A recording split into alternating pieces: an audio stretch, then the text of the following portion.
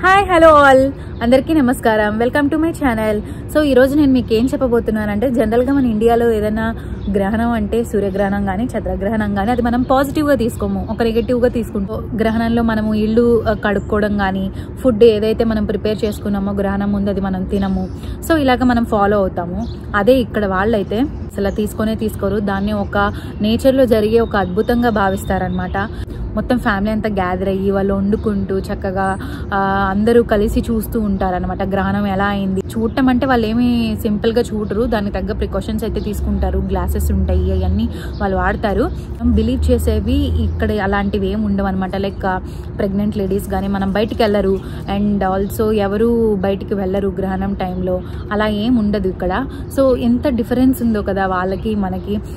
Of course మనము పెట్టుకున్న బిలీఫ్స్లో కొన్ని సైన్స్ అయితే ఉన్నాయి, సైన్స్ లేకుండా అయితే లేదు. కాకపోతే ఇక్కడ ఎలా ఉంటుంది అనేది నేను విన్నప్పుడు నేను చెప్పాను అనమాట వాళ్ళకి. ఇలా మేము ఫాలో అవుతాము, ఇట్లాగా ప్రెగ్నెంట్ లేడీస్ని మేము బయటికి వెళ్ళొద్దని చెప్తాము.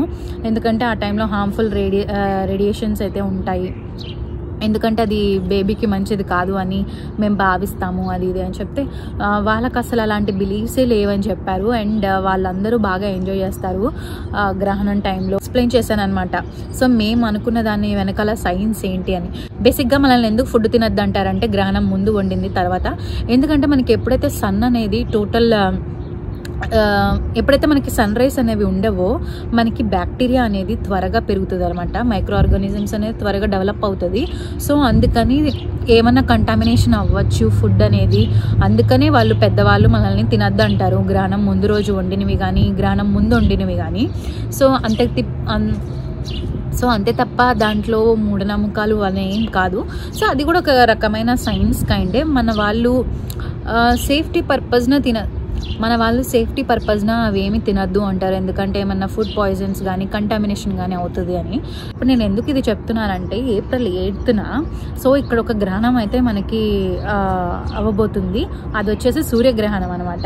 సో ఎందుకు ఇది స్పెషల్ అంటే, సూర్యగ్రహణం ఇక్కడ ఏం జరగబోతుందంటే, చంద్రుడు వచ్చేసి భూమికి సూర్యుడికి మధ్యలో అయితే రాబోతున్నాడు. ఆ రాబోతున్న టైంలో మనకి సూర్యుడి నుంచి వచ్చే గ్రహణాలు భూమి మీద అయితే అసలు పడవు. అది యుఎస్ఏలో కొన్ని స్టేట్స్లో అయితే మనకి లైన్లోనే వస్తున్నాడు అనమాట. సో డెల్లాస్ అంటే టెక్సాస్ నుంచి న్యూయార్క్ దాకా అయితే మనకి ట్రాన్సిషన్ టైం అయితే ఉంది. సో ఆల్మోస్ట్ 3 to 4 minutes అయితే ట్రాన్సిషన్ టైం అయితే రాబోతుంది. సో ఆ టైంలో మూన్ అనేది ఇలా మనకి లైన్లోగా భూమికి అడ్డంగా వెళ్తాడనమాట, సూర్యగ్రహణాలు పడకుండా. చంద్రుడు వెళ్ళే ఒక లైన్ మొత్తాన్ని టోటాలిటీ అంటారు.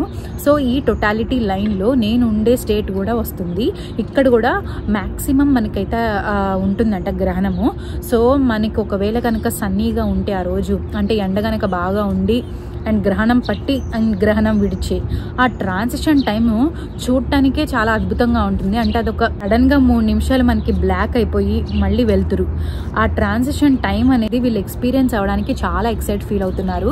సో మా ఆఫీస్లో కూడా ఫ్యామిలీ డే అని అయితే పెట్టారు. అక్కడి నుంచి అందరూ కలిసి చూడొచ్చు సూర్యగ్రహణం అనేది. అంత పెద్దగా సెలబ్రేట్ చేసుకుంటున్నారు. నాకైతే ఎంత వేరియేషన్స్ ఉంది మనకి వీళ్ళ బిలీఫ్స్కి అని అనిపించింది.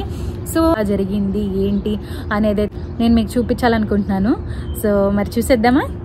Cell phones up, cameras up.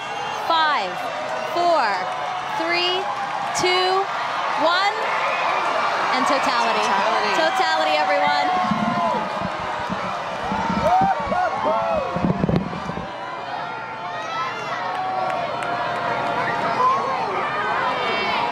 Oh my God! Oh wow!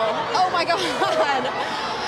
I was so nervous. Wow! I know, I wasn't sure because we had some high clouds, but oh my goodness, you can see that corona extending out.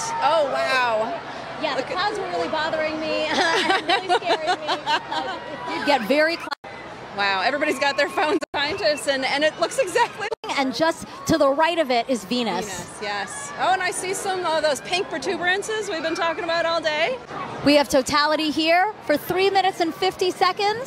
It is such a luxurious amount of time. I saw the 2017. I think we only had about 2 minutes. So. And what prominence? You can see it on the bottom. On the bottom there. So pretty. Wow. It's like bright pink. That is insane that you can see it from there. From here. Yes. Just like the power of our sun. I'm truly in awe right now. Or people here in Cleveland to see a total solar eclipse. The last time was 1806. Yes. The next time, guys, 24:44. That is incredible. I hope everybody took the time to come outside and witness this today. Oh my gosh. You can still see that prominence. Again, talk to us about what a prominence is. Yeah, so that pink color comes from the helium in the sort of outer atmosphere of the sun there. Oh, it's beautiful. And it gives off that pink glow. Yeah. Wow. Totality ending here. Wow, there's the diamond ring. Oh! Time to get your glasses back out. Time to put your glasses back on, everyone. That's your cue. Glasses back on. We get that diamond ring. Beautiful.